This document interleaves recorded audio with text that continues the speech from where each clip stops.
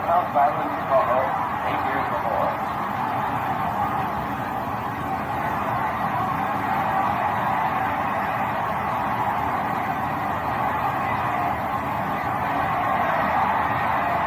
Everyone's stunned by the fury of Lewis's attack.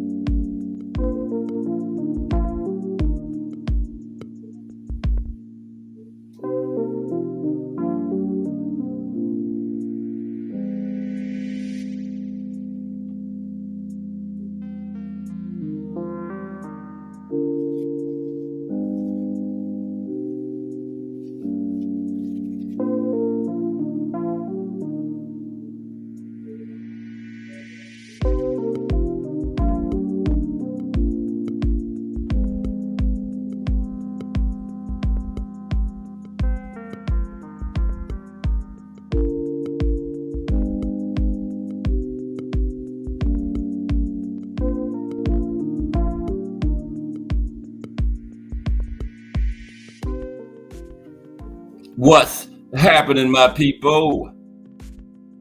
It's Cast Sports again, back for another afternoon with the family.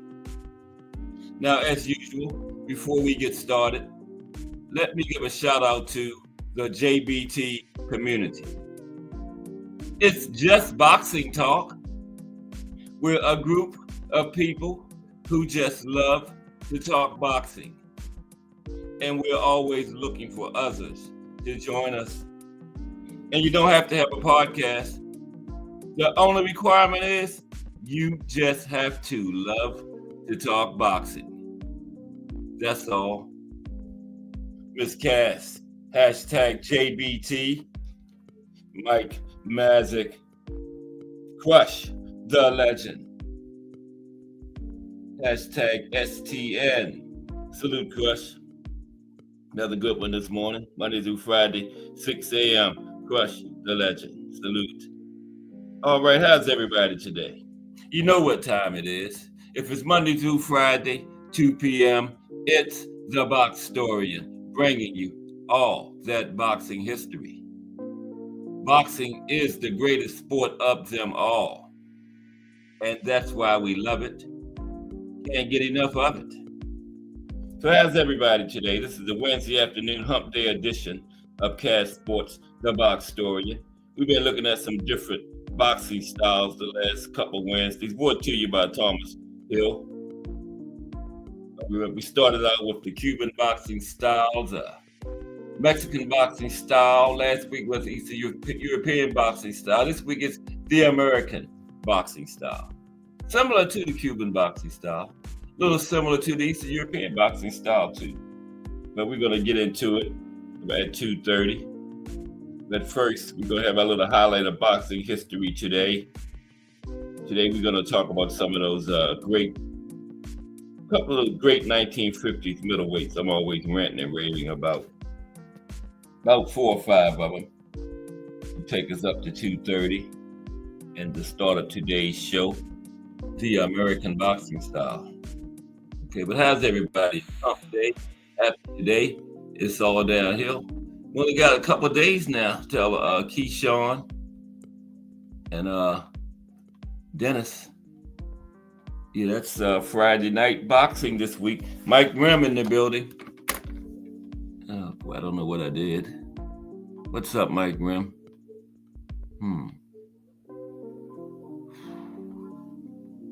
I done hit something. And we're back. What's up, Mike Grimm? How are you today, bro? The American boxing style today. Mike has joined us as he does every day. You got Mike Mazik, Crush the Legend, and Mike Grimm in the building. The usual suspects in here early. Appreciate those gentlemen. Staunch supporters of Cash Sports. And don't forget Crush the Legend. Remember, 6 a.m. Monday through Friday. Spitting fire over there in the mornings, man. I'm retired. You know, I ain't got to get up till 1 o'clock if I want to, but Crush got me getting up at 6 o'clock every day to catch that show. And I'm mad when I oversleep. But yeah. Mike Grimm and Mike Mazik know about Crush the Legend. So, you know, everybody check him out. Monday through Friday, 6 a.m.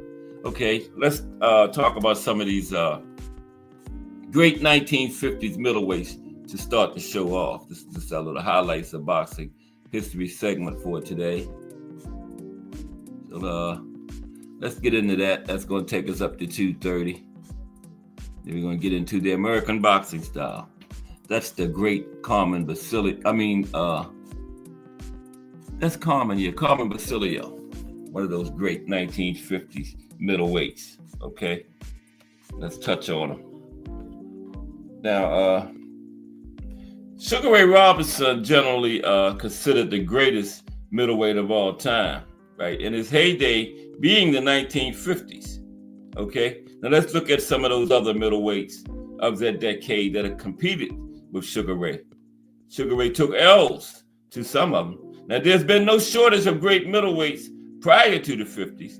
Harry Grant, for instance, as well as since the 50s, Marvelous Marvin Hagler, King Carlos Monzon. But the 50s, Marvin or King Carlos didn't have a whole group of middleweights along with them in their eras like the 50s had, man. Let's talk about a couple of them. Of course, Sugar Ray. We're going to talk about Sugar Ray later when we talk about the American boxing style. So let's bypass him, okay? Go to Gene Fullmer. No, Jake LaMotta. Let's talk about Jake real quick. Jake LaMotta. Now, Jake fought from 1941 to 1954, 13-year career. He had a total of 107 fights. 106 fights in his career. He won 83, lost 19, had 4 draws, 30 knockouts. Now, you know, Drake was a pressure fighter. You would have thought he would have had more knockouts with the style he fought, but he only 30 knockouts. And Jake only went down once in his career in 106 fights. And that knockdown was a dive. He took a dive in that fight. So he really never went knocked down. Testified under oath to Congress that he took a dive in that fight. Now, the aptly named Raging Bull first boiled onto the professional scene in 1941, winning his first 13 fights. He was aggressive, sure, but not a lot cleverer than history has noted. He was a master at lulling opponents into a false sense of security and then unleashing a firestorm of fists. In addition to his enviable combination of brains and brutishness, Jake LaMotta was fearless and impervious to pain. One of the greatest chins of all time, Jake. when you're talking about chins, Jake is top 5. Okay, Jake is top 5.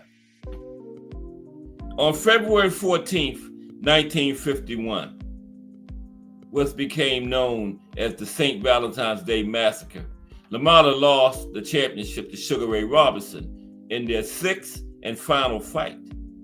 Now, Sugar Ray had LaMotta helpless on the ropes, punching away with no more risk than he would have had hitting the heavy bag, coming back at it, right? Jake was helpless.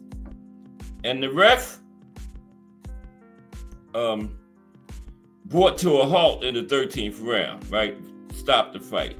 But Jake, as he was pleased to remind Sugar Ray ever after, and it reminds all and everybody to the day he passed away, he never went down in that fight. Never went down.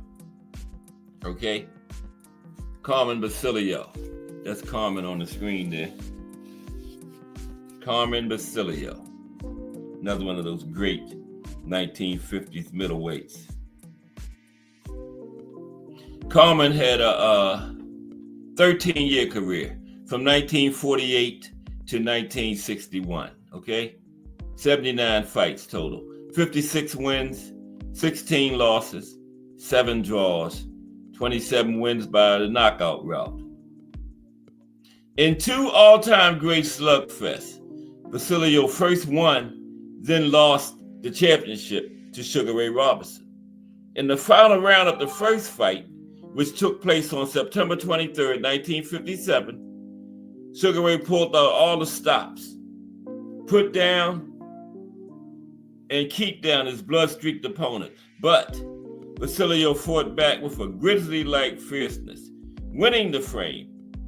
Indeed, it's generally accepted that it was his performance in the 15th and final round that gained him the split decision and the championship, okay? The rematch, March 25th, 1958, was equally grueling for both fighters. This was especially true for Sugar Ray, who was closer than not to 40 at the time. But a 5th round left hook to Basilio's left eye marked the beginning of the end. The left side of his head swollen to the size of an orange, with the eye fast closing up. The ever-gutsy Basilio fought the full 15 rounds, but lost by split decision. Yeah, you had to almost kill those guys back in them days to get them up out of there. Gene Fullmer, okay? Gene Fullmer. We're talking about some of those great 1950s middleweights. Gene Fullmer. Now, Gene had a 12-year career, 1951 to 1963, okay? 64 total fights. He won 55, lost 6, had 3 draws, 24 knockouts. See, those guys didn't have a lot of knockouts because, like I told you, you had to almost kill them to get them out of there. Wasn't a whole lot of knockouts and stoppages back during that era. And referees didn't just didn't stop the fight because somebody got hit 4 or 5 times straight like they do nowadays. You really had to stop a guy back then. So that's why you don't see a whole bunch of knockouts, okay? Now, Fullmer began his professional career in 1951, winning his first 29 fights, 18 by knockout or TKO, 18 by stoppage. He defeated, among others, Peter Muller, Ralph Tiger Jones, Spider Webb, Carmen Basilio, future welterweight champion Benny Kid Parrott, and future middleweight champion Paul Pender, future middleweight champions Paul Pender and Joey Giardello. And most impressively, Fullmer knocked Sugar Ray Robinson out of the ring in the 7th round of their championship fight and went on to win the title by unanimous decision over Sugar Ray. Now, Sugar Ray KO'd Fullmer in the 5th round in the rematch, thus winning the crown a historic 4 times. He won it 5 overall. Carmen Basilio told Sugar Ray, in order for you to win it 5 times, you had to lose it 4 times. Carmen was hating. Okay. Rocky Graciano. He had a 10-year career, 1942 to 1952. Okay. He had 83 total fights. He won 67, lost 10. He had 6 draws, 52 knockouts. Okay. Now, Graciano has fallen somewhat out of favor in recent years. Some boxing observers deeming him overrated, but I disagree. Graciano was a tough and able fighter. In Ring Magazine's Fight of 1946, Graciano giving his best impression of a butcher pounding veal scallopino, he battered Tony Zale to such an extent that spectators yelled themselves hoarse, begging the referee to bring the fight to a merciful end.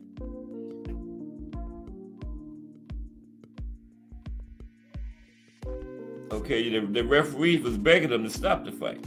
And he also defeated Billy Arnold and Al Bummy Davis, both in 1945, okay? And in his second to last fight of his career, that was the one, he knocked Sugar Ray Robinson to the canvas in their championship match in 1952. And Robinson stopped him in the third round.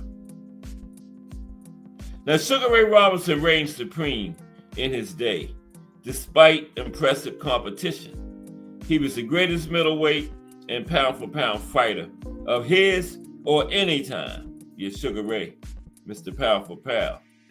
You know, that's who the pound-for-pound list come from, Sugar Ray Robinson. So I call him Mr. Pound for Pound himself. And a couple others deserves a mentioning. Randy Turpin, he beat Sugar Ray, the English fighter, but then he beat Sugar Ray in the UK. Then he came over here for the rematch, and Sugar Ray took the title back. Dick Tiger, the great Dick Tiger, South African fighter.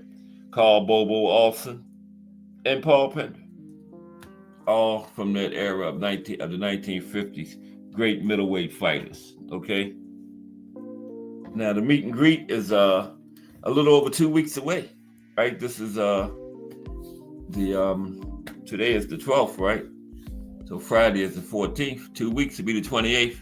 And then next week is the drawing next Friday to see who wins the free ticket.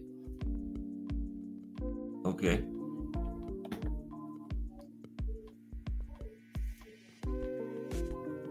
In New York during the Tank Davis versus Lamont Roach fight week, Friday, February 28th from 8 p.m. until midnight. If you're planning on being in town for the fight, pull up on us at the meet and greet. Tickets can be purchased via Cash App at JBT Network 1. That's JBT Network 1. There is an early bird special for $20 from now until February the 1st. Then it's $30. That covers entry and food. There will also be a cash bar, so make sure you get your tickets early. Only a limited number of tickets will be sold, so make sure that you are in that number. Several door prizes will be given away. For more information, call 410-322-4365. That's 410-322-4365. And have a great JBT day. Brought to you by the JBT, Curtis Sewell, Treasurer. The early bird special is over. It's $30 now, but you still get everything that you got for the $20, including the chance to win a ticket to the fight, great food, door prizes. You can win some prizes at the event too. And it's gonna be a great time. Pull up on us. Just Do Boxing in the building. What's up, Just Do? Coming up at 4 p.m. With the Fire Boxing Talk, balance, unbiased. Did y'all catch that interview the other day? I think, what was it, Monday? Yeah. Great interview, Like Jay Hardcore said, Just Do interviews are just like two people having a conversation, Great. Just Do is a great interviewer, man. Some of the best interviews I've seen. Yeah, it's a great job Monday. From Just Do Boxing. Salute. Oh, coming up at 4 p.m. too, by the way. Okay, let's get ready to get started with today's show. And yeah, we got Keyshawn and Dennis Friday. That should be a good fight. Dennis is one of those Eastern European fighters. Remember, we did the Eastern European style last Wednesday, and yeah, it's not going to be like when he fought Gustavo Lemos. You know, Lemos was swinging all wild, leaving himself wide open, and got clocked and stopped. Yeah, this Eastern European guy is going to be a little bit more difficult than that because they are fundamentally sound. Don't make a lot of mistakes, and they capitalize on their opponent's mistakes. But I still got Keyshawn pulling it out. I got by unanimous decision. But yeah, it's going to be should be a good fight because yeah, Dennis would be a tough opponent.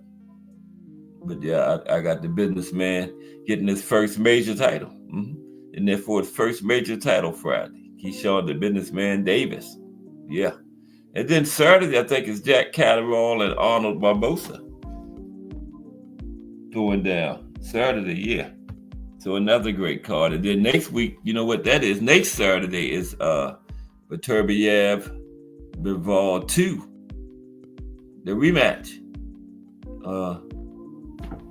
Bivol just going to have to sell out at the end. He did a great job all through the fight, but at the end, he just wouldn't let his hands go, you know. I looked like he was concerned about what was coming back. He was tired of getting hit by those heavy hands for the entire 12 rounds, so kind of slowed up at the end, but he going to just have to sell out this time. And if he get caught and get knocked out, so be it. But, you know, if he does the same thing and, you know, his punch output slows down at the end, he's going to lose again. So you got to hang in there and fight all the way. Got to finish the fight. That's what I'm looking for. He's got to finish this time. But a great card overall, though. Slick Shakur Stevenson and Floyd Schofield. I got Shakur by 12 rounds shutout in that one. Yeah. I ain't got Kid Austin winning. Isn't that Floyd Schofield? Isn't that the one they call Kid Austin? But whoever he is, I ain't got him winning the round in that fight. Shakur will win and move on do his part to move on toward him and Tank's showdown. And then Tank turn will come up on March 1st against Lamont Roach. He will do his part. And I think could they be each other's next fight? Tank and Shakur, or will they each get one more in over the summer? I don't know about that. But yeah, I got them both winning. Marching on toward this showdown. It's going to be this year. I said like 2022 they would meet in 2025. Late 2025. And I think it's going to happen this year. A great fight. Both of them. Two of my favorite fighters in there. Gervonta Tank Davis and Slick Shakur Stevenson. Wow. Super mega fight. Excuse me for a minute. Yeah, today is going to be the American boxing style. That slick style. You see Sugar Ray Leonard and Floyd Mayweather up there on the screen. Who would have won that fight? I think Sugar Ray would have won it. Would have took a decision from Floyd. Yeah, because Floyd would have finally been in there with somebody just as faster than him, probably. You know? And Floyd wouldn't have been used to that, you know. I think that closest to that situation Floyd was actually in was probably Zab Judah, you know, and there with another slick fighter, fast like him, yeah. But Sugar Ray a little bit more skilled and a little bit more faster than Zab, so yeah. But Floyd didn't have that much trouble with Zab, you know, when he started taking over the fight. Like Roger said, Zab got dirty, hit him low, and then when Floyd bent over, Zab hit him in the back of the head. Remember? All hell broke loose in there. But yeah, that would be I would pick Sugar Ray in that one over Floyd. Yeah. Okay. And we're gonna start. I'm trying to kill time till 2:30. It's bad luck to start before 2:30. But the American boxing style today. I don't even have the I could be getting the Getting everything together. I don't even have everything ready. Next week, I think we're going to be talking about Far East boxing, because we started with Cuba, Mexican, Eastern European last week, and this week the American style. We'll cover all of them. Brought to you by Thomas Hill. It was a Thomas Hill idea. Yeah. There we go, right there. And people seem to like these shows on the replays. I get some good views for these boxing style shows. There we go. Styles of boxing, the American style.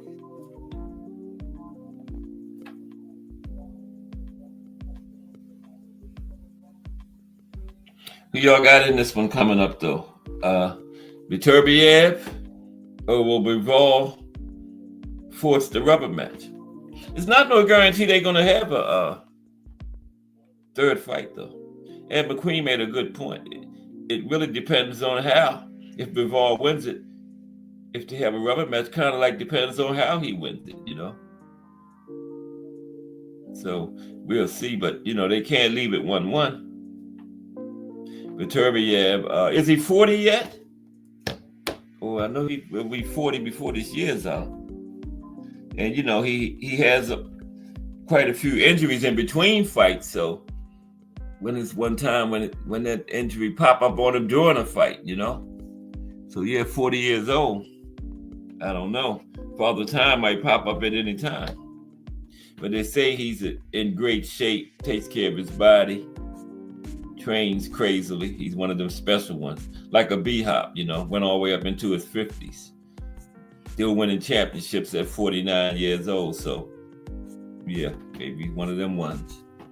Father Time might not bother him for another 10 years or so. You know, we'll have to see. But we're going to see the rematch next weekend.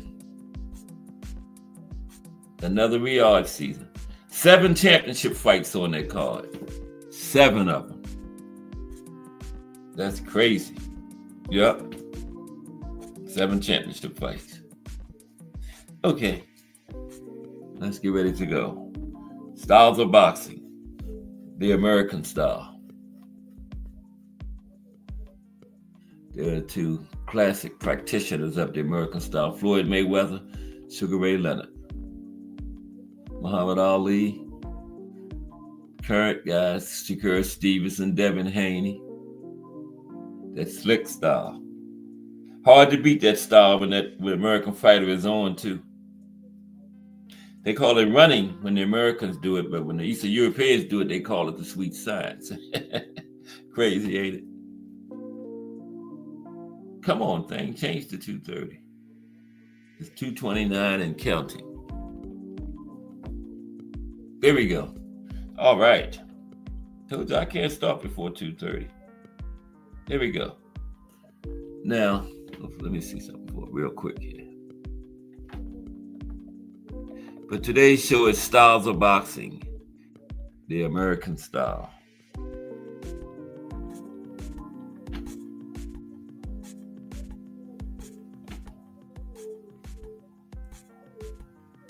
Okay.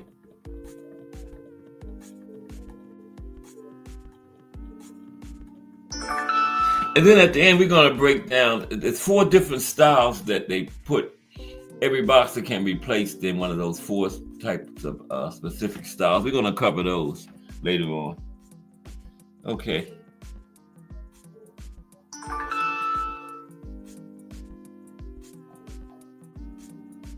What's that phone? Would shut the hell up. Now, today we're going to be delving into the captivating world of American-style boxing, a technique that's all about finesse, clever footwork, and the art of hitting with precision rather than pure power, and hitting and not getting hit, okay? Now, American-style boxing is like a strategic dance in the ring. It's about being smart and calculated while you fight, almost like playing a game of chess with your fists. Picture legendary boxers such as Sugar Ray Leonard, and one of the greatest of all time, Floyd Mayweather Jr. These two ring wizards epitomize the tactical finesse that defines American-style boxing.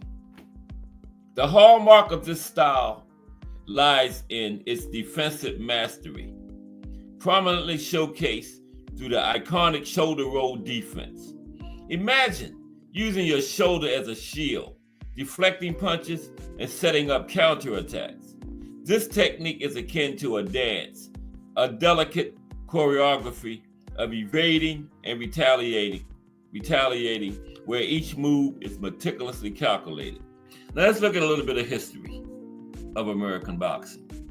Okay, a little bit of history of boxing in America. Okay, you got Muhammad Ali, Sugar Ray Robinson, and Joe Louis. Okay.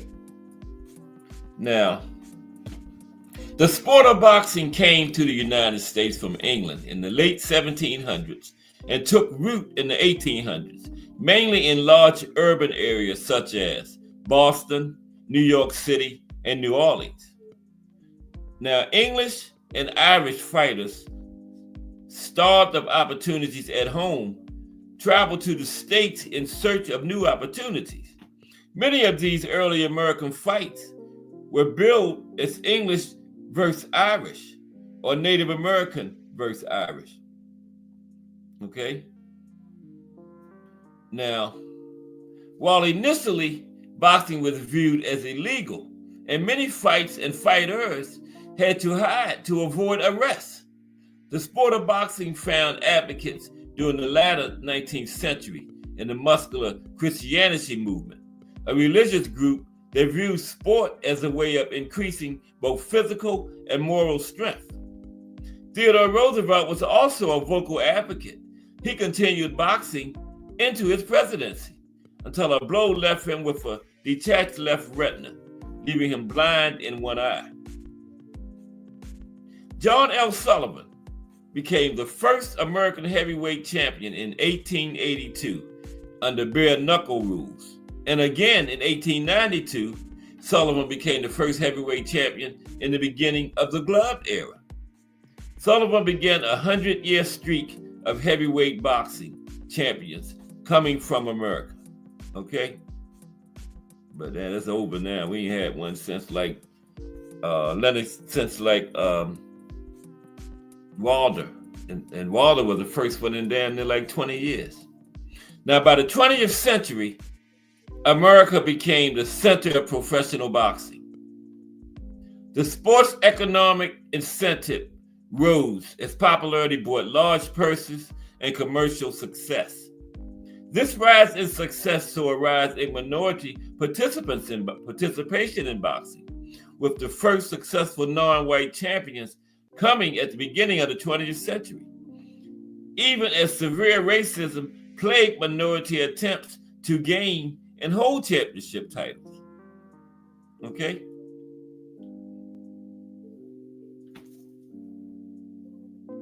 Thomas Hill in the building. What's up, Thomas Hill? The American Style Today, T. Hill. Doing a little bit of history of boxing in America first. Then we're going to get into the style very shortly. But, just looking at a little history of it. Okay? But salute Thomas Hill in the building. Now, okay, I got to find, where was I? Yeah. Now, boxing continued to be popular throughout America. And by the 1960s and 70s, the sport reached a golden era in America. Television brought the sport to new audiences and introduced a new revenue stream. And casino gambling raised the stakes for audiences also. Now, talented boxers such as Muhammad Ali, Joe Frazier, Big George Foreman, and Dick Tiger fought storied fights again and again. Boxing's popularity in America has waxed and waned over its long and storied history, but the characters, dramatic fights, mythical feats of endurance and strength, and cultivation of boxing as the pinnacle of masculinity have made boxing a constant presence in American society. Okay, now let's get into the American boxing style now. Okay.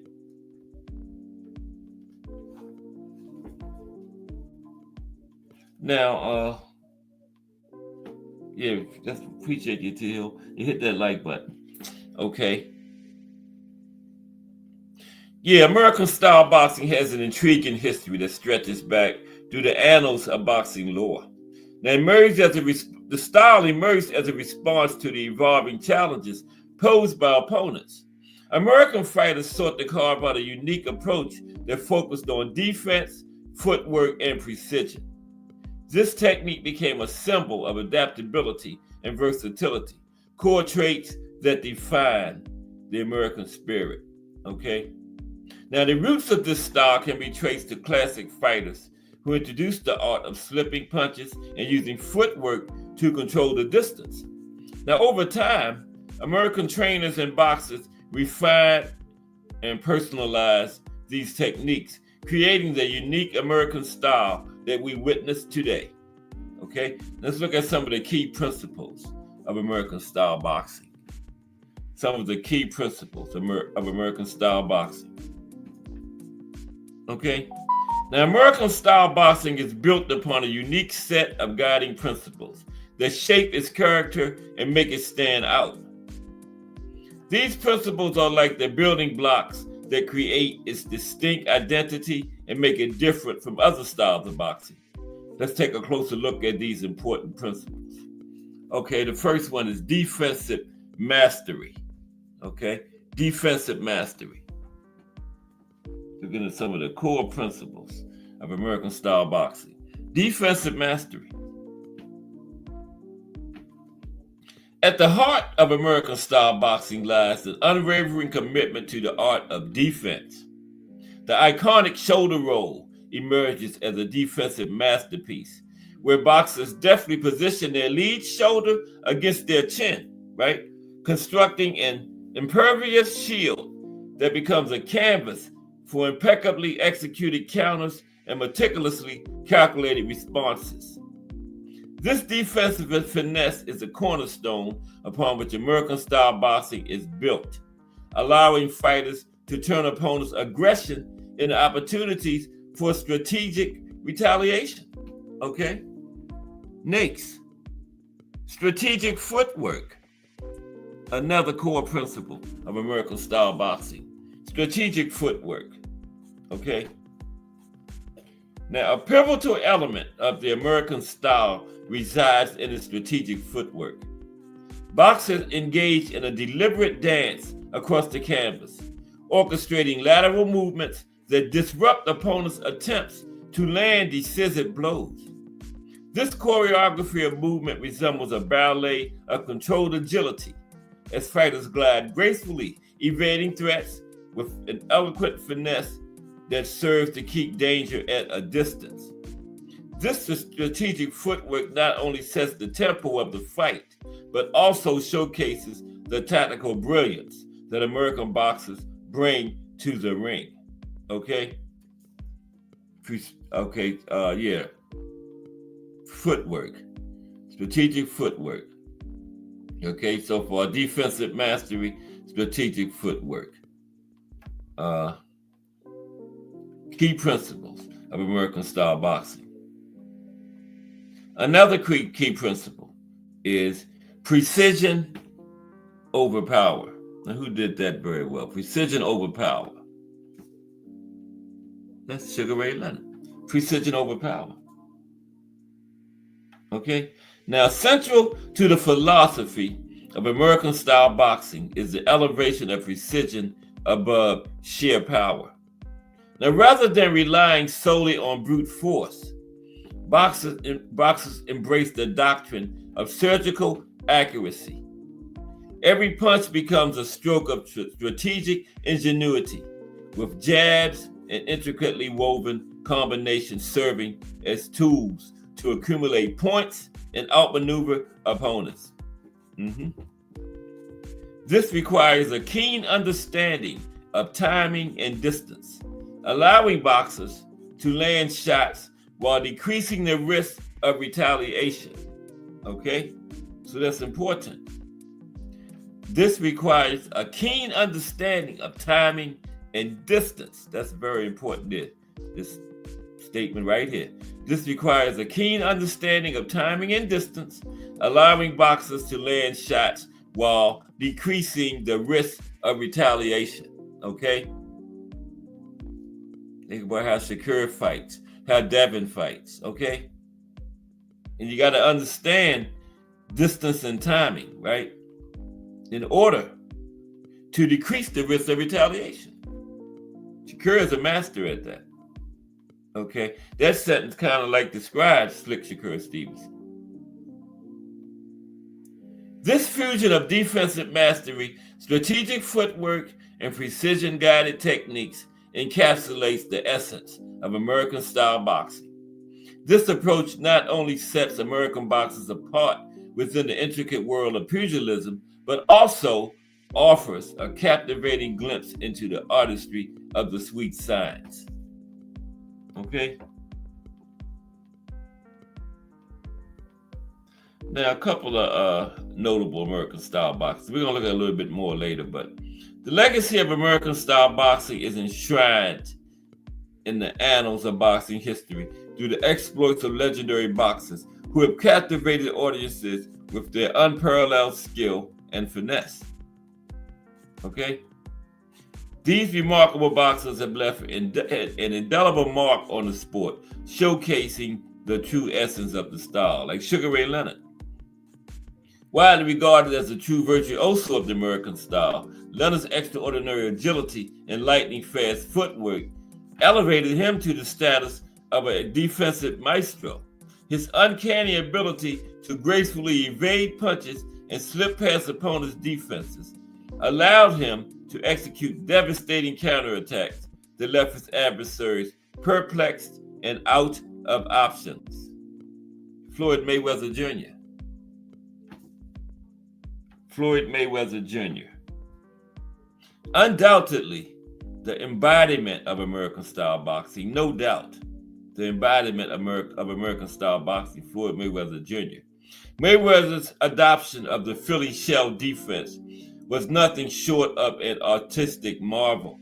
His unparalleled knack for evading incoming blows with exquisite finesse, combined with his precision in delivering pinpoint counters, solidified his reputation as one of the most elusive and triumphant boxers in the annals of the sport. Pernell Whitaker, Sweet Pea. Affectionately known as Sweet Pea, Whitaker's defensive brilliance was a spectacle that resonated with boxing aficionados worldwide. Okay, yeah, just a wizard defensively, man. Look at that.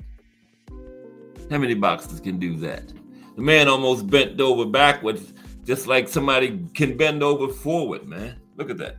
He was Whitaker's defensive brilliance was a spectacle that resonated with boxing aficionados worldwide. His remarkable command of angles and the fluidity of his head movement rendered him nearly invulnerable to opponents' attacks. Nearly invulnerable to opponents' attacks, showcasing the elegance and mastery inherent in American defensive techniques. Okay? Now, Wilfred Benitez, another who deserves a place among the pantheon of American-style boxing, is Wilfred Benitez. His impeccable defensive skills and strategic prowess earned him the distinction of becoming the youngest world champion in boxing history at the age of 17. Okay? His ability to outmaneuver opponents while minimizing risk is a testament to the finesse that characterizes American-style boxing. Yeah, Wilfredo.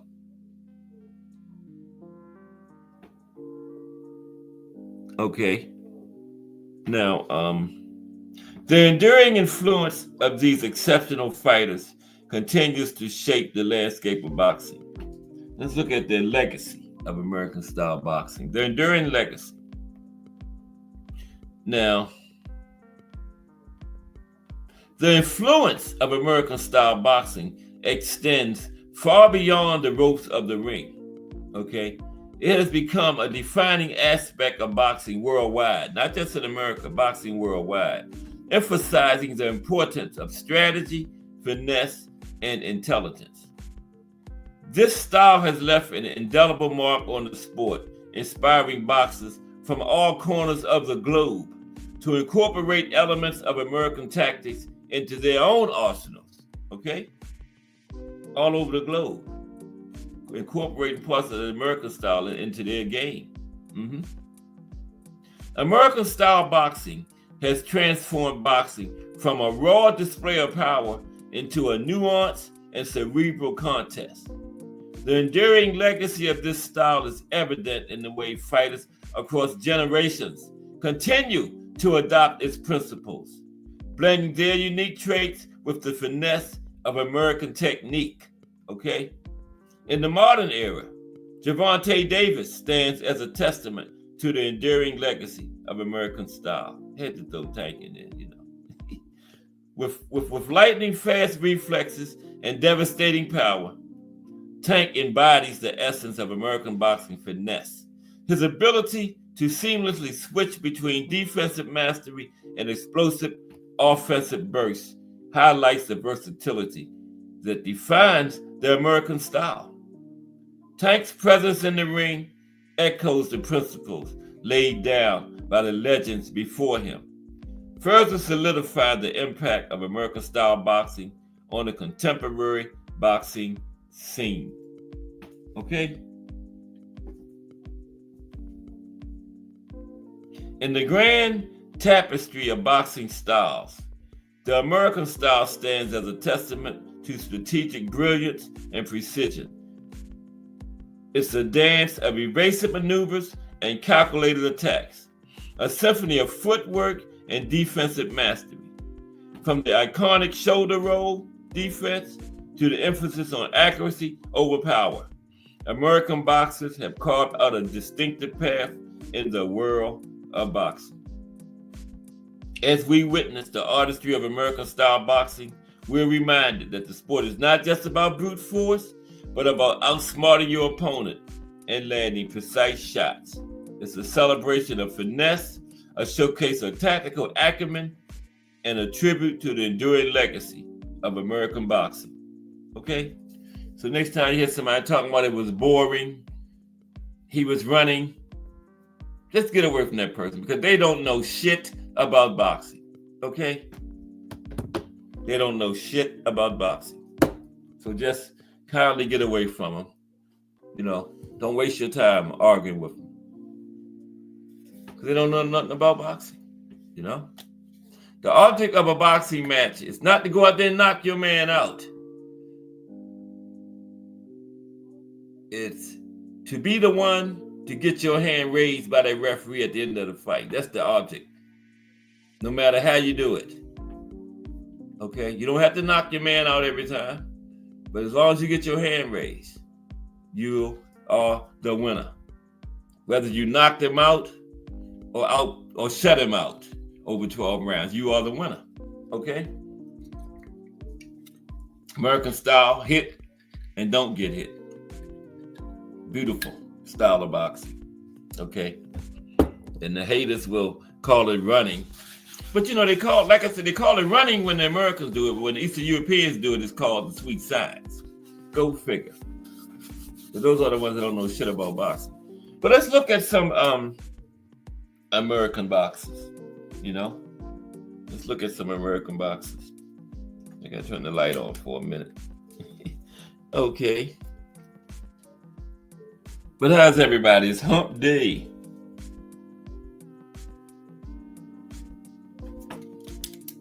We got Keyshawn, the businessman, Friday, remember? Going up against the Eastern European guy.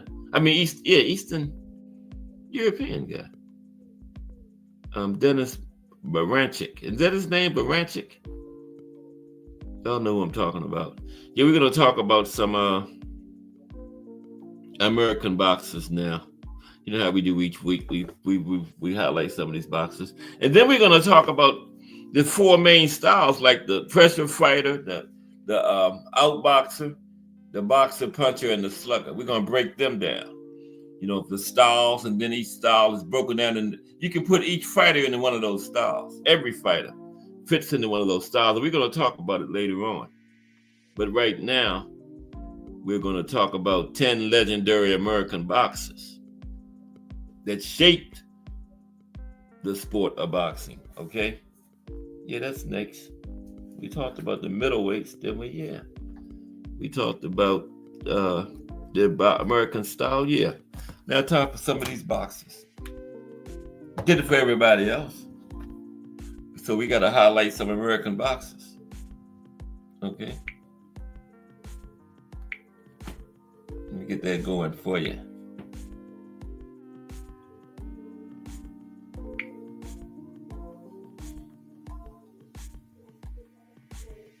There it is right there. Okay. You'll have some pictures of these people? I think so.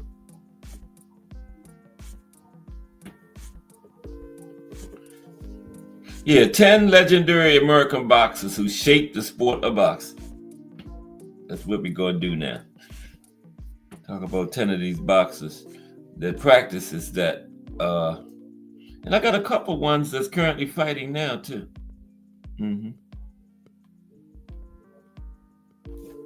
Of course, first got to be Muhammad Ali. I'm at the American style. Got to talk about Muhammad first. Now, these 10 fighters stand out as some of the greatest athletes of all time. Not just boxing, greatest athletes of all time, period. Okay? Cannabis Education and Entertainment TV, salute. Salute Cannabis Education and Entertainment TV. We're talking about the American style today. Yeah, we're breaking down all the boxing styles on Wednesday. Remember, we had the Cuban style was first, and then we had the Mexican style was next, right? Eastern European style was last week. Now the American style this week. But salute to Cannabis Education and Entertainment TV. And if you want an education on cannabis, that's the right guy right there to give it to you. Salute. Entertainment TV. Well, that name took up 3 lines on my little notepad. Okay, let's talk about some of these American boxers. Then we're going to talk about the 4 main boxing styles. Like I said, pressure fighter, outboxer, boxer puncher, and the slugger. And I got an example of an active fighter that fits in each one of them. Now, when it comes to American athletes who have changed sports, used their impact politically, and always had a great soundbite, the first name that often comes to mind is Muhammad Ali. Born Cassius Clay, his unmatched career record was 56-5, including 37 knockouts. And at the height of his career, his firm stance against the war in Vietnam banned him from the sport for 4 years. And during that time, he never wavered as a conscientious objector. Ali chose to save the real fight for civil rights and regained the heavyweight championship title in 1974 after beating Joe Frazier. Yep. Of course, Joe Louis is next. We just got 10 American boxers that we're going to highlight briefly. Joe Louis is next. Joseph Louis Burrell. I told you his real name was Joseph Louis Burrell, but he was trying to hide it from his mother that he was a boxer, so he used his first and middle name, Joe Louis, instead of Joe Burrell, which was his real name, so he used Joe Louis, and Joe Louis stuck. That's how he became Joe Louis instead of Joe Burrell, right? But his name is Joseph Louis Burrell. I believe his mother would have still knew it was him, Joe Burrell or Joe Louis, But he tried, right? He tried. Now, boxing fans understand that Joe Louis's legacy goes beyond winning his first 27 fights in a row. After a surprising loss to German boxer Max Schmeling in 1936, Louis would beat him in a rematch, considered a symbolic fight against Hitler. who was already conquering Europe at that time. Lewis further stands out not only among famous American boxers, but all boxers all over the world, as he held his championship status for 12 years. 12 years, okay? Talking about some American boxers now. Standouts. Iron Mike Tyson. Iron Mike Tyson. There's Iron Mike. Now, among the heavyweight champions who came closest to matching Ali's record is Mike Tyson, who retired with a 50-6 record that included 44 knockouts. Okay? Yeah, Mike was 50-6 with 44 knockouts. 440. I'm sorry. Divided by 50. 88% knockout rate. I knew it was pretty high because that's a lot of fights. 88%. I think, let me do it again. 50 wins, 44 knockouts. 440 divided by 50. Yeah, 88% knockout rate for Mike Tyson. Okay? Yeah, he had 50, 150 lost 6, 44 knockouts, 88% knockout rate. Now, Tyson's boxing career legacy began at 18, right? When he knocked out Hector Mercedes in one round. Fast forward 2 years. Tyson becomes the youngest to hold a heavyweight title as a 20-year-old, right? He also loved to bite ears too, remember? That's part of his legacy. Bit Holyfield's ear off. Okay. Talking about some American boxers. How about Bud Crawford? Yeah, Bud Crawford. Terrence Bud Crawford. Of course, famous American boxers aren't just in the heavyweight class. Hailing from Omaha, Nebraska, Terrence Crawford stands alone in being undisputed in 2 different weight classes. Okay? Not really, because it's 5 others, but yeah. Because he's not that. Clarissa Shields is the other. It's 2 Americans did it.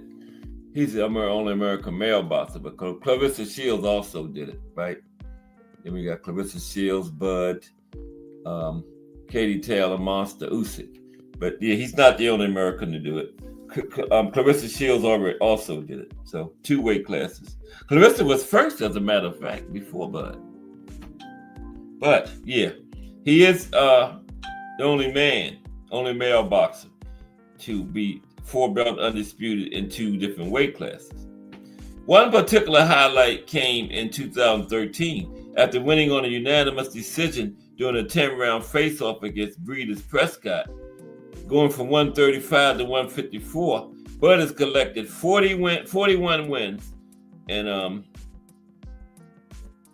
don't know how many knockouts he got. He has also taken up an important fight outside the ring, so boxers can receive benefits like pensions and insurance. Yeah, Bud been on the front line when it comes, fighting for that, for pensions and insurance. Insurance and then pensions, so they can get paid after they leave the ring. Because a lot of them boxers don't have to do nothing else, right? They leave boxing, didn't invest their money, right? They broke. Yeah, you're unbelievable. So how can they be broke? They made millions. All of them don't make money like that in boxing. All of them don't make money like this guy, Gervonta Davis. Yeah, he's on here. Sue me. Hailing from Baltimore, Maryland, Gervonta Tank Davis is another standout of American boxers by being a 3-division world champion, mentored by Floyd Mayweather. Okay? Now, Tank,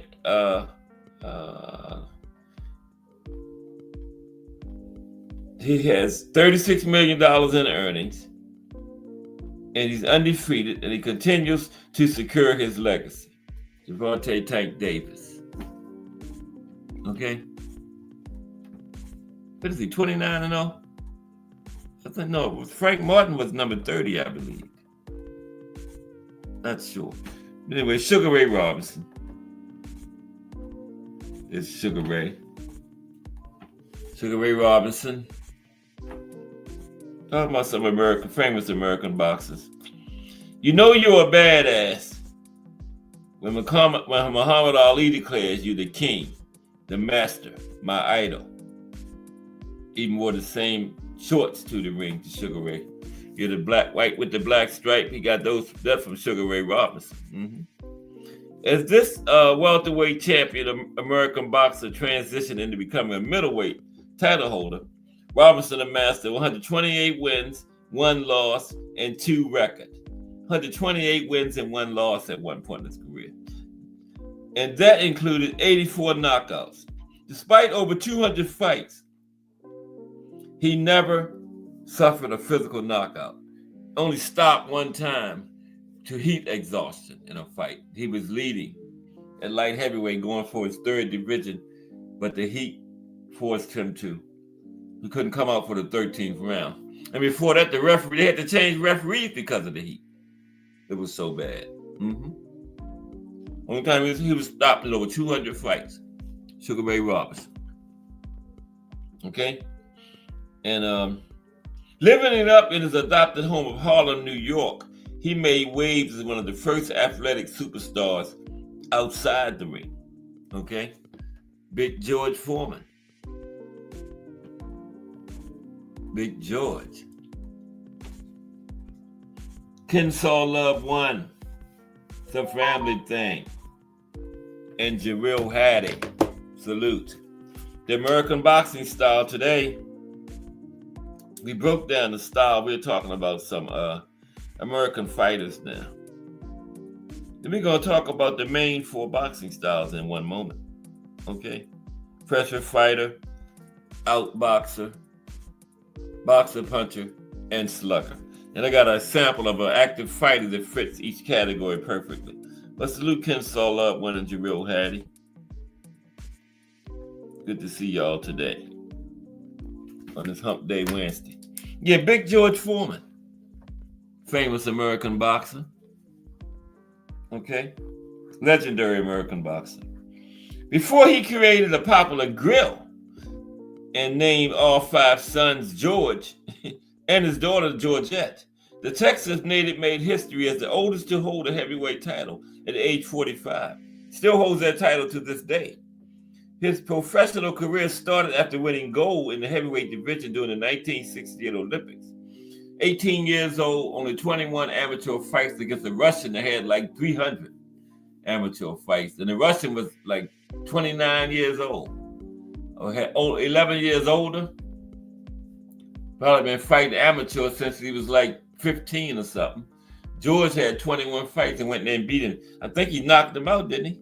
I believe he did. I think he stopped him. But yeah, he won the gold medal in 1968 in Mexico City. And then he had 37 straight wins in his professional career. After a knockout by Ali and a loss to Jimmy Young, he retired, right? He said it was time to give. He started the George Foreman Youth and Community Center in Houston, Texas. He also showed that famous American boxers could do more than punch, thanks to his business prowess with his self-named grill, books, and clothing line. And then he came back, and the rest is history. Won a title again, and still the oldest heavyweight title to this day. Heavyweight champion to this day, 45 years old. He was the oldest period in boxing until B-Hop broke that. B-Hop is now the oldest period at 49. Okay. Floyd Mayweather Jr. Just got a couple more. After coming from a family of dominant American boxers, Mayweather retired with a perfect 50-0 record with 27 knockouts. He fought several other big names like Oscar De La Hoya and Manny Pacquiao. Thanks to such career achievements, his image forever sits in a special place on the World Boxing Council's green and gold belts. Yeah, Floyd is on there. Mm-hmm. Those faces they got on their belt, Floyd is one of them, yeah. He has gone on to mentor others like Gervonta Tank Davis while diving into fitness and entrepreneurship. Yep, I think Ali is on. I can't remember who. I think Floyd, Ali on there. I can't remember who else. Yeah, but I'm going to have to look into that. Jack Johnson, go back a ways. Got to include Jack, the first African-American champion. right? Now, the son of former slaves, Jack Johnson didn't hold back in defying social norms expected of a Black American. He wore furs, married white women, and drove fancy cars while boldly displaying wealth. With over 200 pounds and over 6 feet of height, Johnson quickly dominated the sport to win the world colored heavyweight title in 1903. His defeat of Tommy Burns in 1908 made him the first Black boxer to win the World Heavyweight Championship. After winning the fight of the century against James J. Jeffries, right, Johnson further created controversy and became a target of authorities. Trumped up charges violating the Mann Act, sex trafficking, would later be posthumously pardoned by Donald Trump in 2018. Yeah.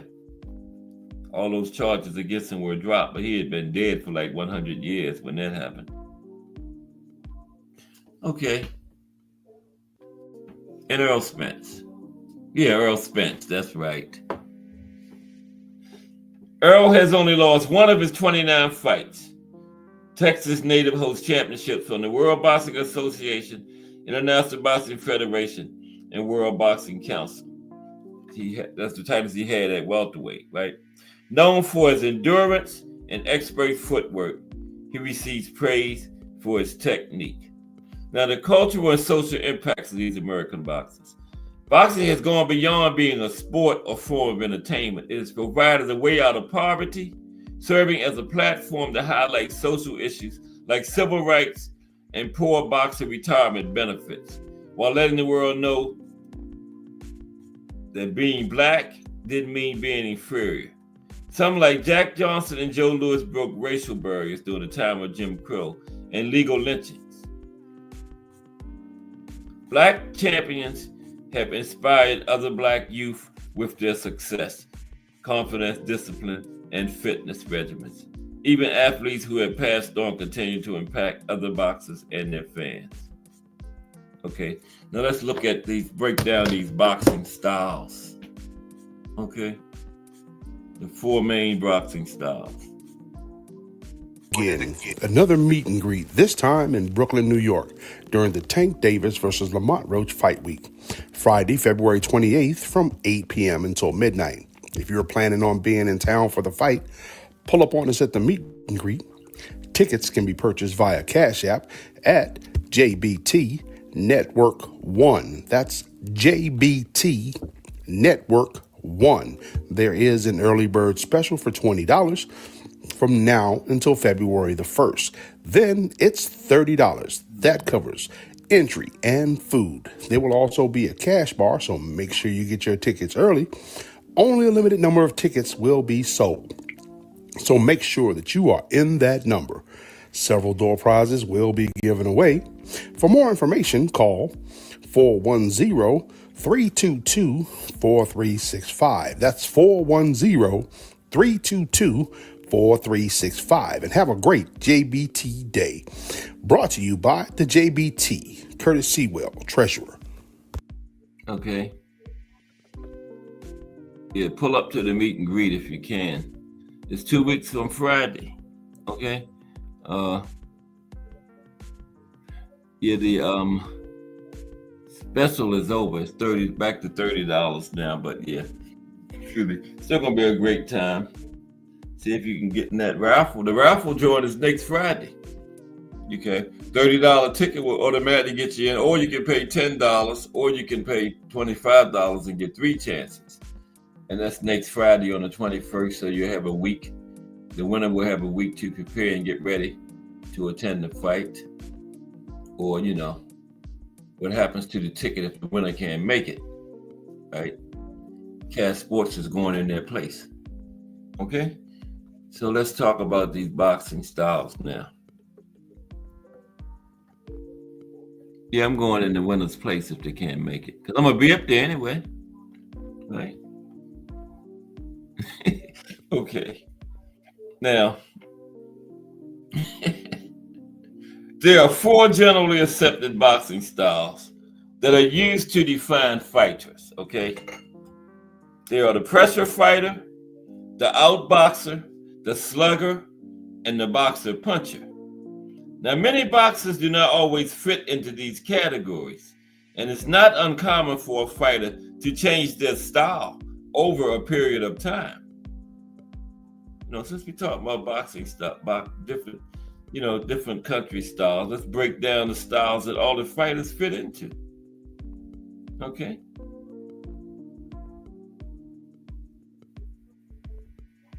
First is the pressure fighter, and an example of a pressure fighter actively now, is Artur Beterbiev. Okay, he could be in the pressure fighter, boxer, puncher, or slugger. Only one he don't really fit into is the outboxer. But I'm gonna put him he'd be our representative for the pressure fighter, Artur Beterbiev. Okay. Now the pressure fighter, also called the swarmer, infighter, or the crowder, is a fighter who attempts to overwhelm his opponent by applying constant pressure, right? Taking away an opponent's spacing and timing. Now, swarmers tend to have a very good bob and weave game, right? Good power, a good chin.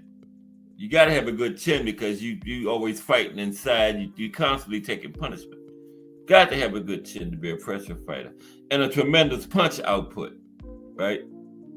And that results in the need for good stamina and conditioning because you're going through a lot of punches. Now, this style favors closing inside an opponent, overwhelming him with intensity and flurries of hooks and uppercuts.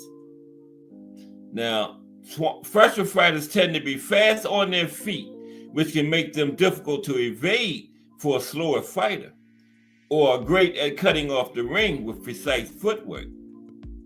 And like I said, pressure fighters also tend to have a good chin because this style usually involves being hit with many jabs before they can maneuver their way inside, where they are more effective. Okay? Yeah. Mandatory to have a good chin if you're going to be a pressure fighter.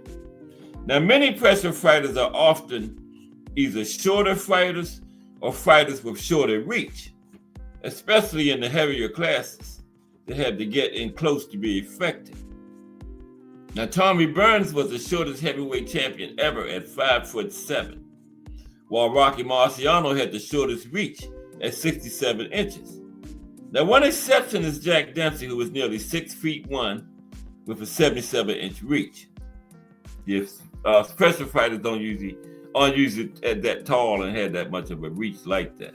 Now, some famous pressure fighters include Henry Armstrong, Carmen Basilio, Melio Bettina, Joe Calzaghe, Joe Frazier, Kid Gavilan, Gennady Golovkin, Roman Gonzalez, Harry Greb, Emil Griffith, the Fighting Geraldo, Ricky Hatton, Bojack, not Bo Mack, Bojack, fought back around the 40s, Jake LaMotta, Battling Nelson, Bobo Olsen, Manny Pacquiao.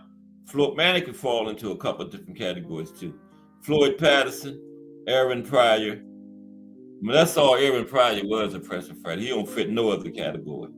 Wilfredo Gomez, the Toy Bulldog, Mickey Walker, Julio Cesar Chavez, Sean Porter, and Iron Mike Tyson. Let's go to the outboxer. Okay, and I'm gonna use for my current outboxer example, Slick Shakur Stevenson.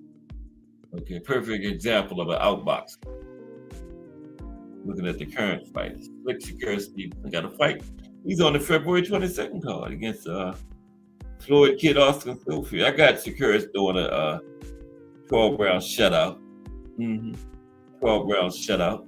Now the outboxer, you can also call the outfighter or just boxer, is the opposite of the pressure fighter. The outboxer seeks to maintain a gap from their opponent, whereas the pressure fighter trying to get inside and stay close. The outboxer trying to maintain distance, right? Now, the outboxer seems to maintain distance from their opponent and fight with faster, longer range punches. Outboxers are known for being extremely quick on their feet, right? Which often makes up for a lack of power. And since they rely on the weaker jabs and straights as opposed to hooks and uppercuts, they tend to win by points decisions rather than by knockout. Although some outboxers can be aggressive and effective punches. You don't get me wrong now. Some outboxers can, will get you up out of there. Okay. Now, bare knuckle fighter Daniel Mendoza was the first to ever use the outboxer style. That was way back in the bare knuckles era. Now, outboxers such as Benny Leonard and Larry Holmes can still have many notable knockouts and punching power. Those are perfect examples. Some outboxers can be aggressive and effective punches, like Benny Leonard, Larry Holmes, right? But usually, they preferred to wear down their opponents and outclass them rather than just knock them out.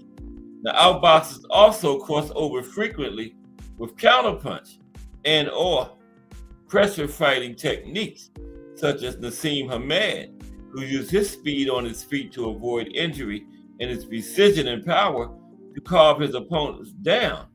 Now, some notable outboxers include Chancellor Pharaoh Rogers, Gabriel Elorday, Wilfred Benitez, Cecilia Brackus, Ezzard Charles, Kid Chocolate, Billy Conn, James J. Corbett, George Dixon, Chris Eubank, Tiger Flowers, Tommy Gibbons, Holly Holm, Jack Johnson, Amir Khan, Tony Harrison, Philadelphia Jack O'Brien, Willie Pep, Barney Ross, Michael Spinks, Gene Tunney, Jersey Joe Walcott, and Pernell Whitaker.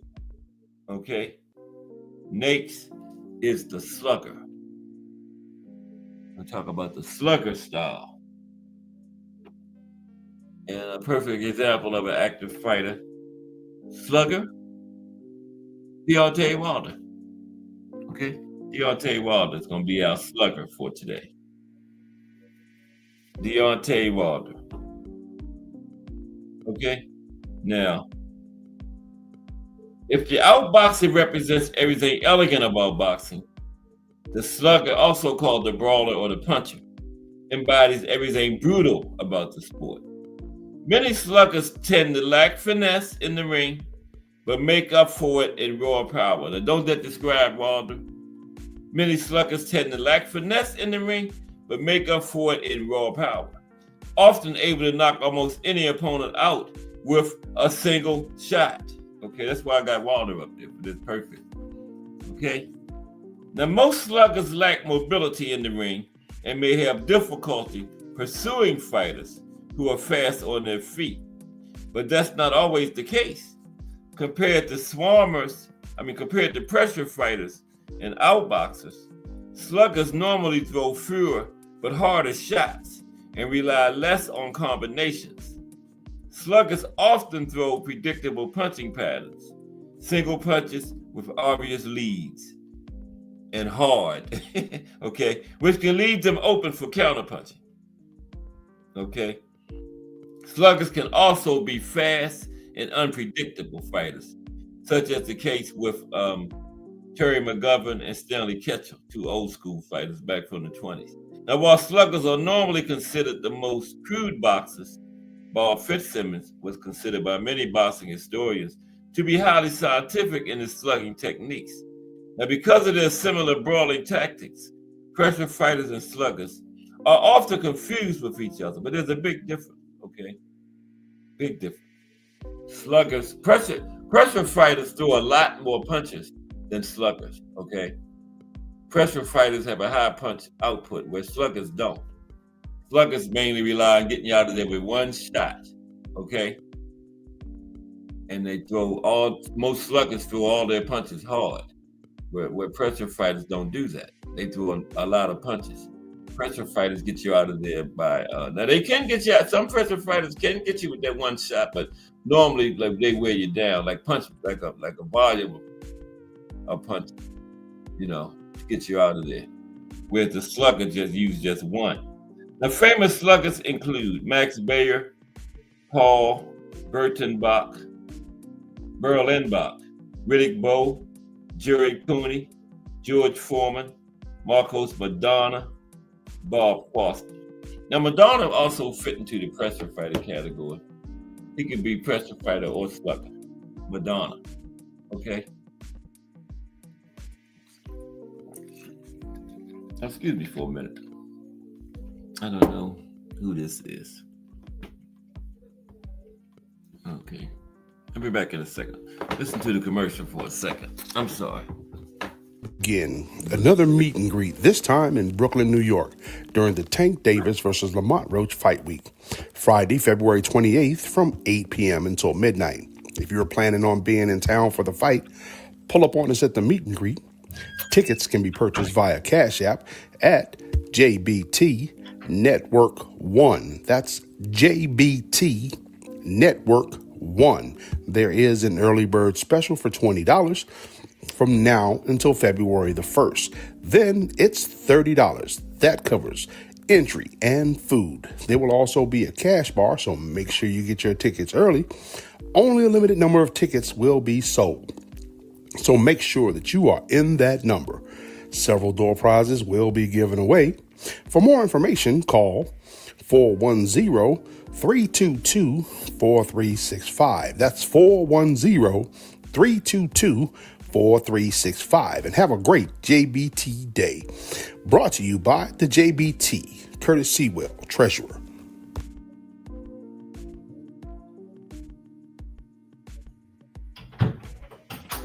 Okay, I'm on the way back.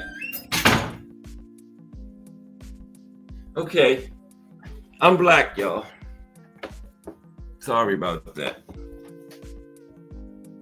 Okay, let's continue. We got one more boxing style. That's the okay. Yeah, we got some famous sluggers. Yeah, Gene Foreman, Seferino Garcia, Rocky Graciano, Arturo Gatti, Wilfredo Gomez, James J. Jeffries, Vitaly Klitschko, The Profile Friday, Sonny Liston, Ron Lyle, and Sophie Mathis, Ricardo Mayorga, Shane Mosley, John L. Sullivan, Vonda Ward, Barbados Joe Walcott, Deontay Wilder, Diego Corrales, and Wolf. Okay, now the Boxer Puncher is the final one. Appreciate everybody sticking in there with me. Boxer Puncher. Jerron Boots Ennis. Here he is. That's our example of a boxer puncher from the active ranks. Jerron Boots Ennis, right? Everybody agree? Boxer puncher. Okay. Now, the boxer puncher possesses many of the qualities of the outboxer. Hand speed, often an outstanding jab, combination, and the counter-punching skills, better defense and accuracy than a slugger, while possessing slugger-type power. Okay, that's the thing.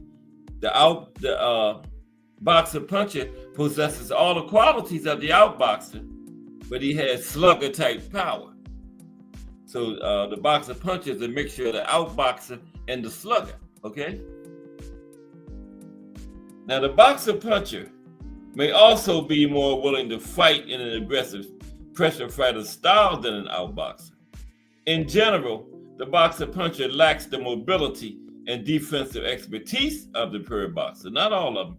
Now, boxer punchers usually do well against outboxers, especially if they can match their speed and the mobility. Yeah, because the boxer puncher most times can move just as well as the outboxer. So the boxer puncher normally do well against the outboxers. Okay. Yeah. They also tend to match up well against pressure fighters because the extra power often discourages the pressure fighter's aggression. Boxer punchers can be hard to categorize since they can be closer in style to a slugger, pressure fighter, or an outboxer. Notable boxer punchers include Oscar De La Hoya, Layla Ali, Canelo Alvarez, Alexis Arguello, Marco Antonio Barrera, Charlie Burley, Marcel Cerdan, Terence Crawford, Roberto Duran, Joe Gans, Marvin Hagler, Thomas Hearns, Bernard Hopkins, Ida Joffre, Roy Jones Jr., Vladimir Klitschko, Sam Langford, Lennox Lewis, Ricardo Lopez, Joe Louis, Christy Martin, Carlos Monzon, King Carlos Monzon, Archie Moore, Jose Napales, Sugar Ray Robinson, Sandy Sadler, Carlos Zarate, Freddie Steele, James Toney, Earl Spence Jr., Jamal Charlo, both Charlo brothers, Phyllis Trinidad, Ike Williams, Jimmy Wall, Tony Zale, and Mikey Garcia. Okay? Now we do have some sub-styles. We have some sub-styles that people can fit into. Sub-styles in other categories, right? The counterpuncher. Now, counterpuncher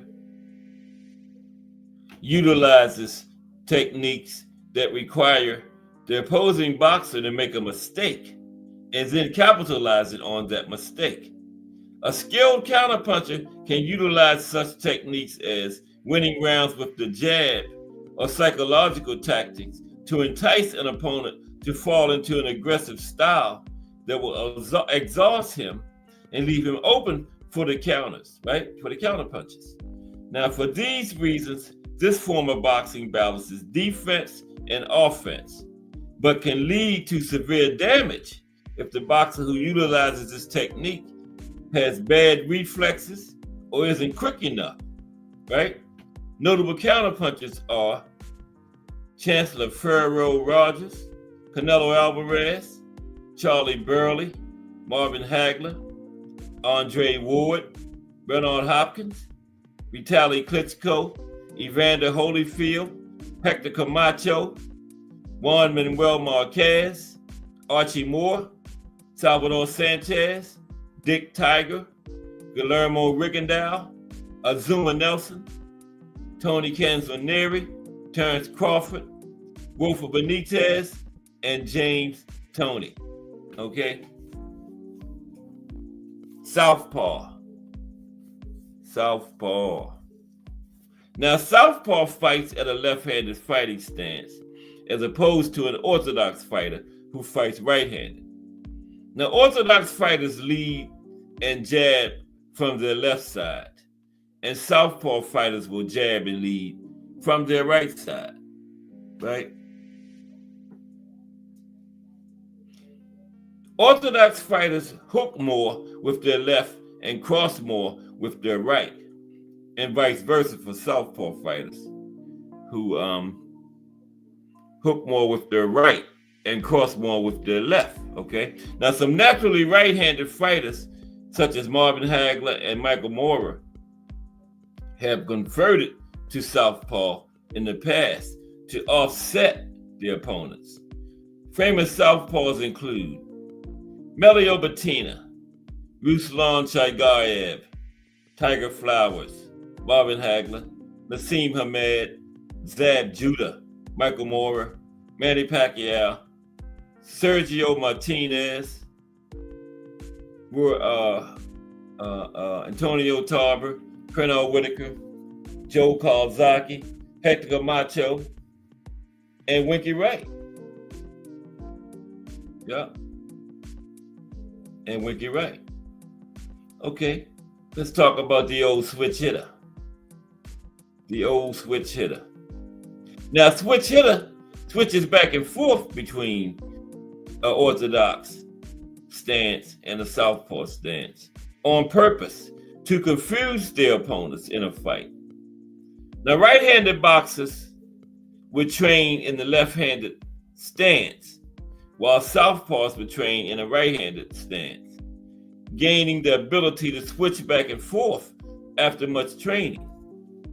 Now, a truly ambidextrous boxer like Boots can naturally fight in the switch hitter style without as much training.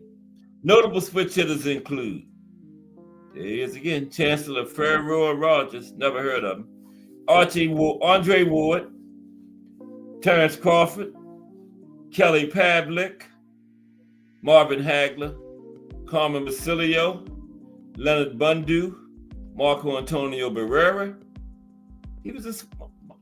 Marco Antonio was a switch hitter? Damn. I'm learning too. Wow. Man. Okay, Winky Wright, Joe Kawasaki, Michael Mora, Miguel Cotto, Nonito Donaire, and Tyson Fury. Am I right? It's still in switch hitters. I didn't know a few of them were switch hitters. I really didn't. Damn. That's very interesting. Wow.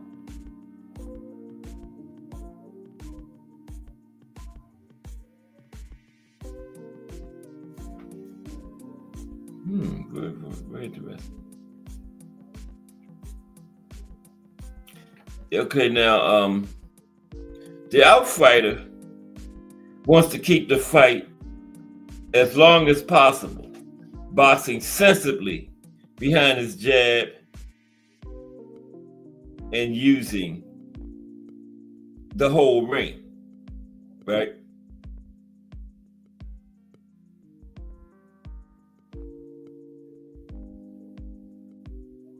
Just stick and move. This is essentially the basic premise of this style, as it is largely movement-based and you box mostly on the back foot. It is a more passive style and is therefore more energy efficient, as the boxer is usually in a relaxed state. Good outfighters are normally athletic with good footwork, are fast, intelligent, and have good reflexes. The outfighter's wins are mostly due to a large accumulation of punches, often on points. Okay? You're the outfighter. That was our outfighter right there. Okay? That was our outfighter. The slugger.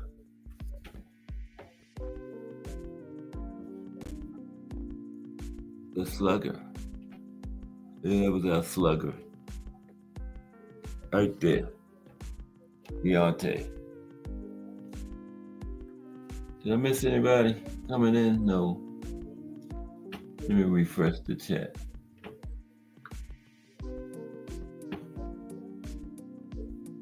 Why do we only have 17 likes? I don't know. But anyway, the slugger. Now, this is generally the bread and butter boxing style and is characterized by basic technique or simply overwhelming brute force. A good slugger is physically strong, heavy-handed, and has a good chin. His most effective punches will be crude, looping hooks, as depicted. Will be crude looping hooks, okay, his most effective punches. It is a pressure-based style, which is more energy-intensive and risky than the outfighter. Cutting off the ring and cornering your opponent on the ropes are probably the most underrated slugger skills. However, the slugger is often characterized by predictability and high performance early on, but generally fades as the fight wears on. Okay? Seems like I always pick up my most people after 3:30. Where was y'all at?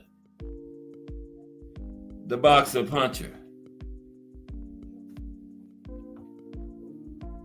That was Boots, right? The boxer puncher. The boxer puncher. As the name of this boxing style suggests, the boxer puncher is something of an all-rounder, or a boxing jack of all trades, right? He throws a large variety of punches, both straights and hooks. He is comfortable boxing on the inside or on the outside, comfortable inside or outside, right? And is quite often happy to switch it. As such, it is useful to be genuinely ambidextrous with this style. In general, of all the boxing styles, This generic style can be the most difficult to deal with due to the boxer puncher's natural versatility and adaptability, okay? So the boxer puncher can be the most difficult style to deal with, right? Because he can punch. See, the boxer puncher is really a mixture of all the rest of them, okay? He can outfight like the outfighter. The boxer puncher can slug like the slugger, or he can pressure like the pressure fighter. That's what makes the boxer puncher the most difficult style to deal with. Agree with that 100%. And again, the infighter. Who was our infighter? It was Beterbiev, right? No, pressure fighter. Infighter, pressure fighter, same thing. Pressure fighter, Swarmer. Infighter,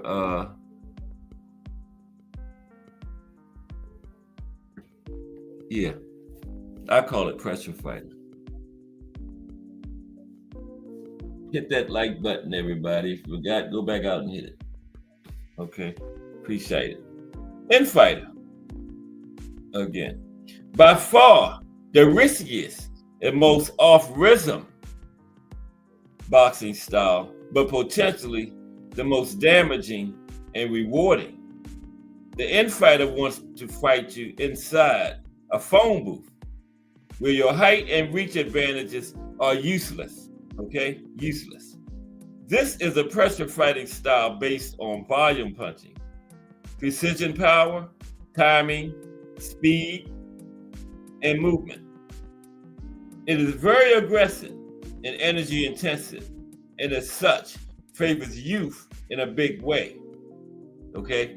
Body punching is crucial for success in the pressure style, and so too is defensive head movement. And one of the major requirements to be a pressure fighter, you got to have that chin, because you're going to take some punishment, okay? You always up on your fighter in the phone booth like that, you're going to get hit. So you better, a good chin is mandatory. So somebody like Amir Khan couldn't have been no pressure fighter, okay? Yeah, sorry, Amir, but he just didn't have that chin. That's why the Klitschko brother, which one was it, Vitaly? His chin wasn't that good, one of them. But we're gonna do Vitaly Friday for the profile, okay? Now, over the years, the best in-fighter, pressure fighter, have often been characterized by short, meteoric careers. The pressure fighter is the perfect style to deal with a good outfighter. Yes, they are born it. Now, the above four classifications are very broad, and any given boxer may well exhibit a lot of crossover. That's what I was saying. Some boxers can fit all of them, right? Or two or three of them, okay? So, yeah. Any given boxer may well exhibit a lot of crossover. Also, a boxer's style may well change or modify over the years due to age or injury, okay? Yeah, age or injury can change your style. Yes, it can.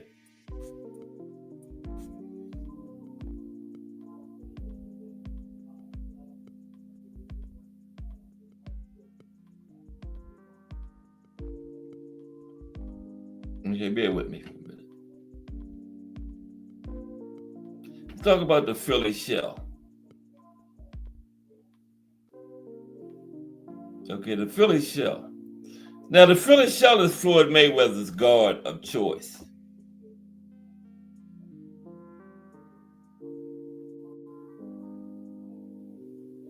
You lean a certain way and block shots with your shoulder while covering your chin with your rear hand.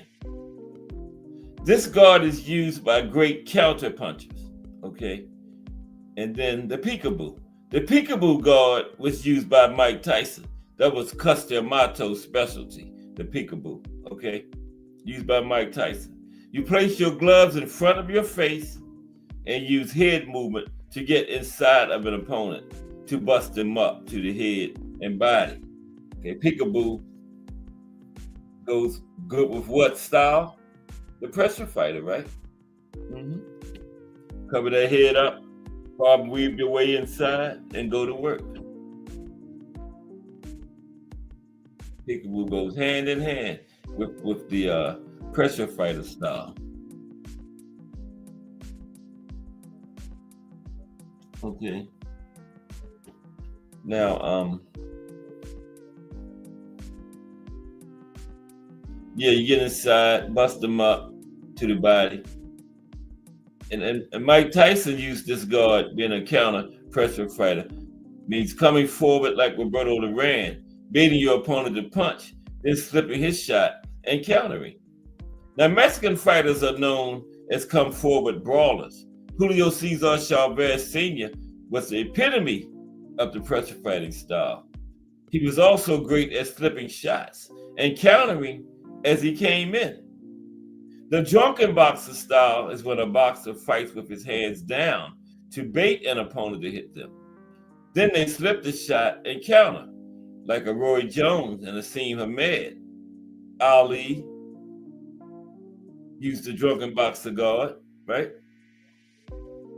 Like Apollo Creed in the Rocky movies was based on Ali's style, right?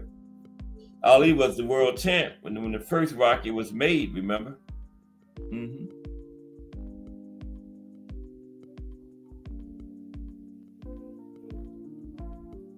But those are the style. Most boxers fit into one of them.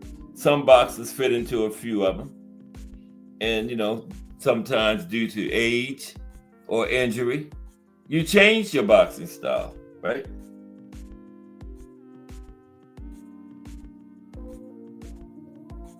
Sometimes you change your boxing style due to age or injury. Now, was Manny Pacquiao and Roy Jones Jr.'s boxing style similar to one another? No, not at all. Now, both fighters are all-time greats, but are very different from each other in terms of their fighting style. Let's talk about it. Now, Manny threw punches in bunches, changing levels and angles constantly. His footwork was excellent, always moving in and out of harm's way.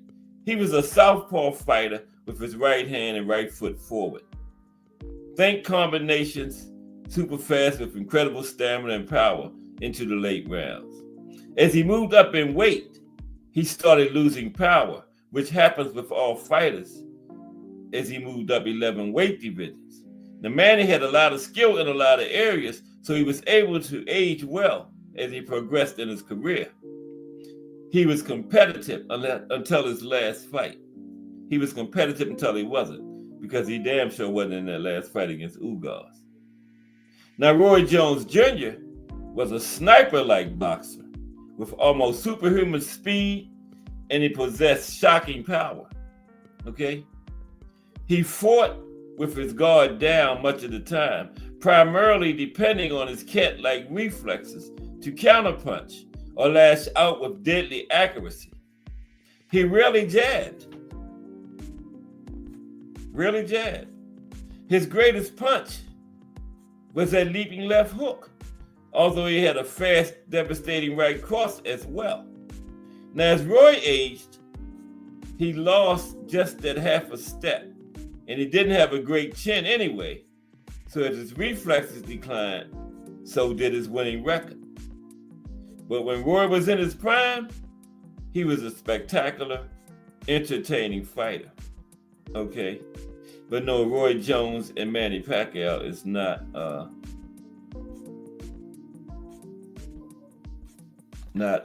similar. Now, what's the most important boxing technique? The jab. Everything works off the jab as a starting point. The jab gets you into trouble, and the jab gets you out of trouble. Don't lead with your head. Lead with a punch. Step in off a jab.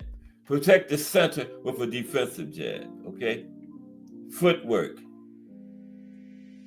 Boxers have been running and jumping rope for over 2,000 years and continue to do so. Footwork allows for positioning, and the better boxer is landing more punches and avoiding punches through footwork. When you're watching boxing, kickboxing, or UFC,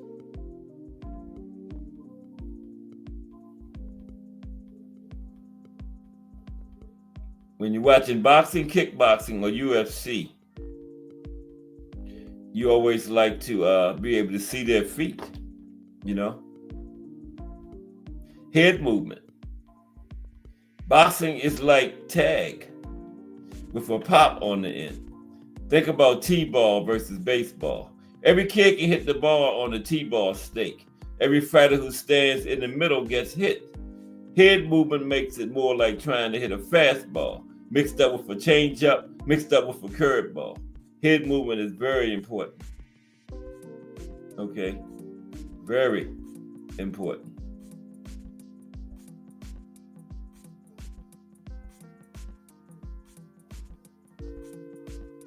Which professional boxer had the calmest boxing style?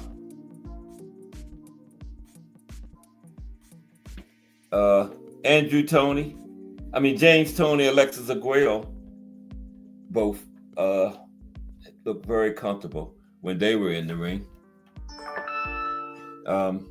Tony always looked in control at all times, never really panicked. Even when Sam Peter landed that monster overhand right, he grabbed the rope and evaded any more big shots that was thrown at him for the rest of the round. James Toney is the guy you would want in your corner when shit hits the fan. You just never saw concern in his eyes. In his prime, Toney was extremely hard to hit clean. He could shoulder roll with the best of them, and it's near impossible getting to change his game plan. McCallum Toney 1 is a much watched for fans who enjoy composed boxing at its finest. Okay, Alexis Aguero also was cool, calm, and composed in the ring. No wasted movement. Almost everything he threw seemed to be crisp and short. His technique was a thing of beauty. Unfortunately, when he fought Aaron Pryor, you had a fighter who was reckless, wild, and highly aggressive. Sometimes these are the fighters that cause the biggest problems, but also fireworks in the ring.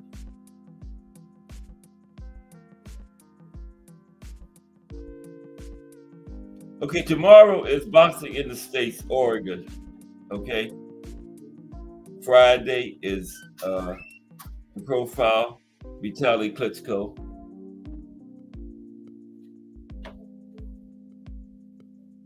Excuse me for a minute.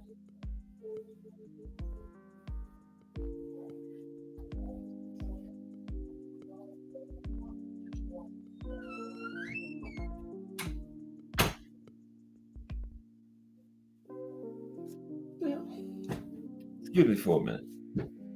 Okay, I'm back. Friday is the profile. This week is Vitaly Klitschko. Next week is Don King. Week after that is the Godfather. Two very significant figures in the sport of boxing. Okay? Excuse me for a minute.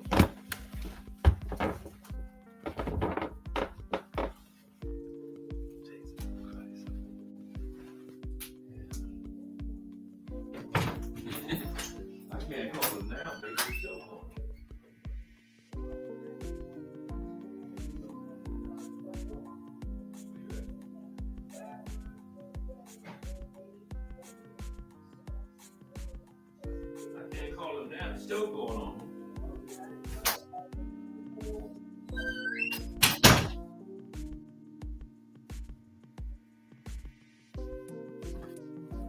Okay, I'm back. Yeah, Friday is Vitaly Klitschko for the profile. Just Do Boxing is coming up next at 4 p.m. Appreciate everybody for coming through today. Hope you enjoyed the show. Hit the like button. Anybody haven't subscribed, subscribe. Trying to get 1,000. Stuck at 800. So we're going to make it. Rome wasn't built in a day.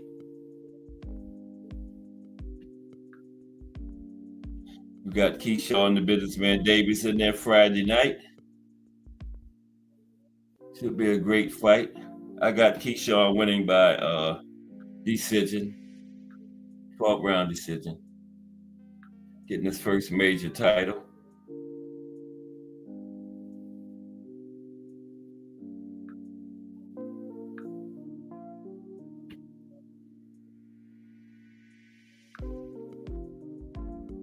And we got next weekend is the big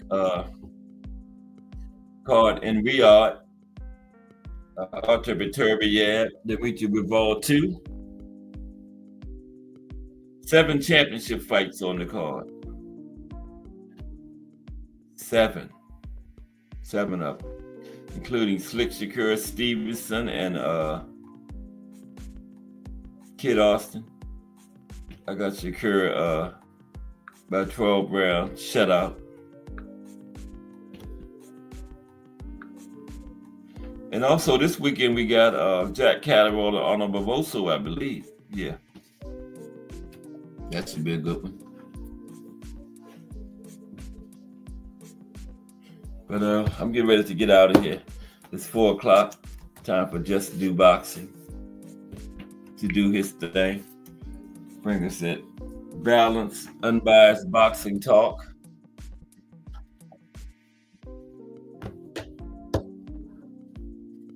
Everybody gets to just do boxing, right?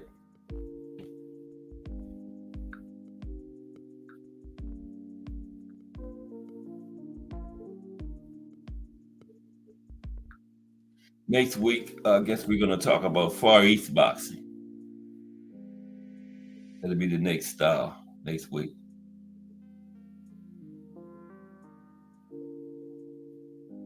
Oh, Jarrell says Thomas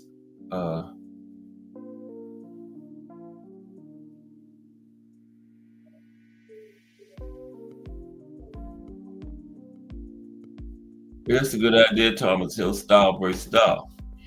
But yeah, Jarrell says Keyshawn fight is going to be fire. Hopefully it brings Loma out of retirement. Yeah, that'll be good. He's a Loma either needs to come out of retirement or get up off the belt. Hit or get off the pot. You know what I mean? If you retired, vacate the belt so somebody else can fight for it. You know what I mean? But just sitting there in semi-retirement holding up a belt, come on, man, that's not good. You know? If you retired, retire. Vacate the belt so somebody else can fight for it. Or if you're not retired, put that belt on the line against somebody. You know what I mean? Yeah. Can't do both. Can't be retired and hold up the belt. No. That's not good. Salute BN Boxing News in the building. How are you today, bro? Yeah. But yeah, that might bring Loma out. Something needs to bring him out. Or bring that belt out, give up the belt. Simple as that. You know, because all the belts that lightweight are 4 different hands. They need to start doing some unifying or something over there. You know what I mean? Yeah. Get all these 4 belts in one single pair of hands by the end of the year. Okay, it'll be Loma, Keyshawn, Tank, and Shakur. If Keyshawn wins this fight Friday, so they need to have some kind of, those 4 need to hook up. I would say either Keyshawn and Tank or Keyshawn and Shakur or Loma Tank. Well, we know Loma ain't fighting Tank. He already said that. He made that clear. So probably Keyshawn and Tank, Loma and Shakur, and the winners fight for undisputed. But that ain't gonna happen. You know, Bob Arum got 3 of those 4 belts in control. He ain't giving them up. He ain't taking no chance that those belts walk out of top rank. Bob been doing this for 50 years. He know what he's doing. I've been watching him for like 45 of those 50. Trust me, the Bob father knows what he's doing. He got 3 of the belts at lightweight, and he's gonna keep control of 3 of them. He's not having no kind of way where Tank gonna end up with all 4 of those belts over at the PBC, and he don't have none of them. Barbarella ain't letting that happen. Trust me. Watch. It's just not. But Just Do Boxing is next. BN Boxing News, Jarrell Hattie, Kensaw Love 1, Cannabis Education and Entertainment TV, Thomas Hill, hashtag JBT, Just Do Boxing, Mike Rim, Crush the Legend, Mike Mazik, Miss Cash. Appreciate everybody. Join me tomorrow for Boxing in the States, Oregon. Yes, somebody from Oregon box. We're going to find out tomorrow some history of boxing in Oregon and some other significant events, like some big fights that took place there, or some famous boxing venues, and the boxers from Oregon. So join me tomorrow. If it's Monday through Friday, 2 p.m., it's The Boxtorian bringing you all that boxing history. Just Do Boxing straight ahead. This is Cash Sports. Everybody have a great day. I will see y'all around those JBT streets.